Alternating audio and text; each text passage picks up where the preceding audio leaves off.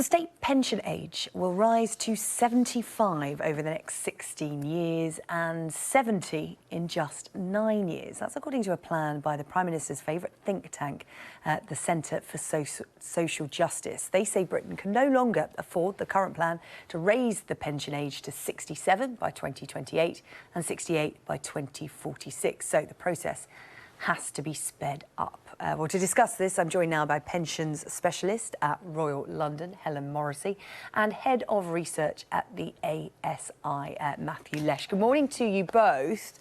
Helen, I'll come to you first. We keep hearing that we're living longer. So is this a sensible proposal from the Centre for Social Justice? So people often talk about the fact that we are living longer, and that is the truth. But you have to make a really important distinction here between living longer and living longer healthily. And basically, what we call healthy life expectancy has not kept up with the increases in life expectancy. And so with these plans here, we're in a very real potential of people being forced to work in jobs that they're actually no longer capable of doing. I must admit, overwhelmingly on social media this morning, thank you for getting involved at Sky News #Sunrise. You're not welcoming this idea. This from Beulah Dutton, who said, "Don't even get me started on this. I am 62. When I started work, I was promised a pension at 60.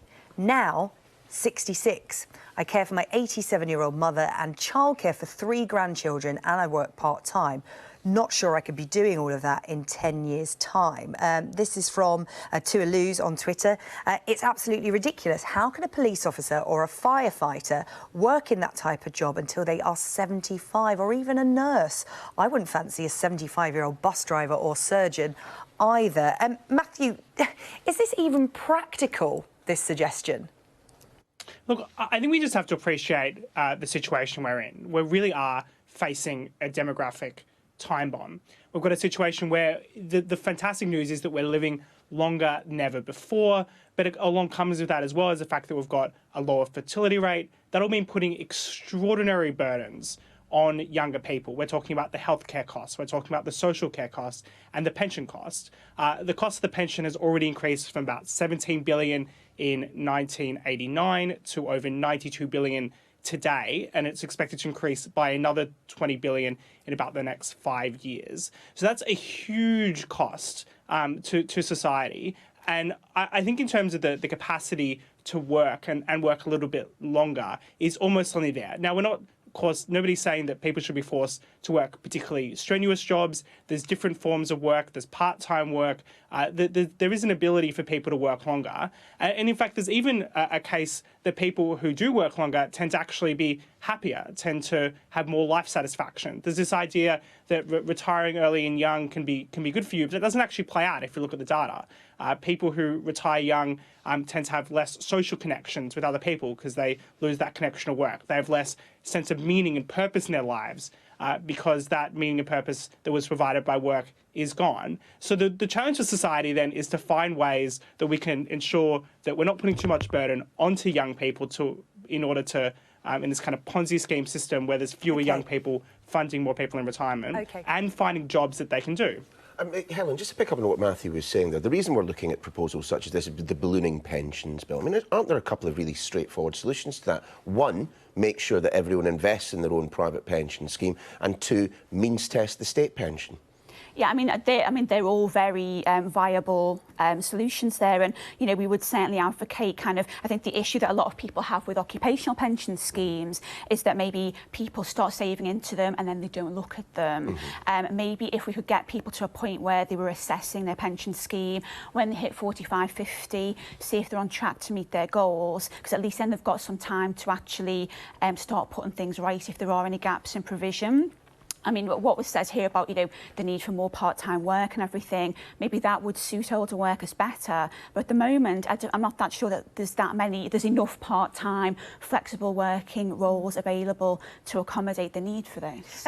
Yeah, that is a good point, actually, Matthew. I was looking at an interview with Carol Vorderman, her of Countdown and other fame, and she was talking about ageism in society. Our problem in the UK is ageism. So in terms of like when people get to 60, 65 and they have to give up their physically demanding jobs and try to find a job elsewhere in the company or go and find another job, that's actually quite hard. It's not as easy as some people make out. Not everybody wants to go and get a part-time job in the supermarket or a DIY store.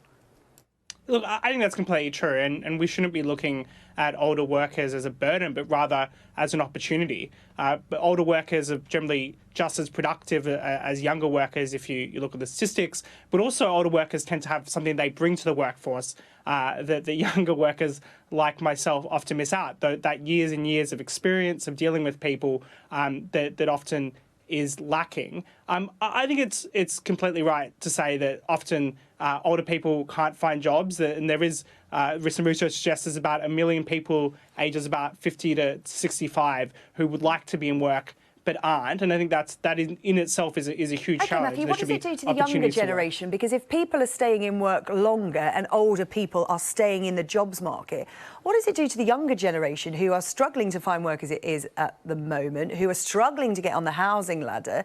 Doesn't this just create a problem further down the line? It doesn't just solve the whole issue.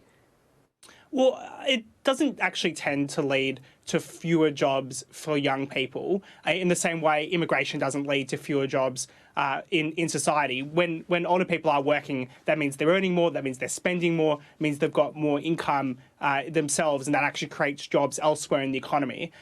So it's not really going to have a huge impact in terms of job opportunities for young people. The alternative to raising the pension age is effectively saying that we'll need to substantially tax younger people more, which I think has a more meaningful impact on the life outcomes of younger people. I don't think we should just be shunting older people off to the side once they reach an arbitrary age.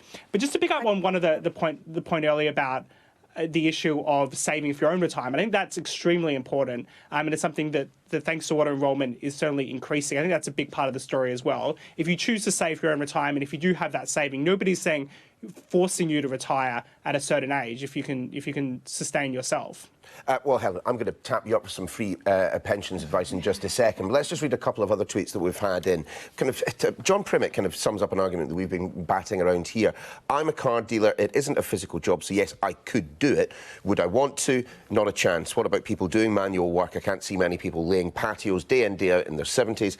And John Adams, however, does agree with the idea. It's inevitable. Actuaries in previous generations consistently underestimated life expectancy, which for someone of my age presently stands at around about 100. State pension age has to increase, and we all need to work longer. If you're living to 100, John, I want to know what you're on. But what do we do? What can we do to kind of, at some point in the future, the government is going to up the pension age even further. We know it's going to happen. So what can we best do to prepare ourselves? OK, so the key thing for everybody is to save into a pension. So obviously auto-enrolment has been with us now since 2012. It's auto-enrolled over 10 million people into a workplace pension.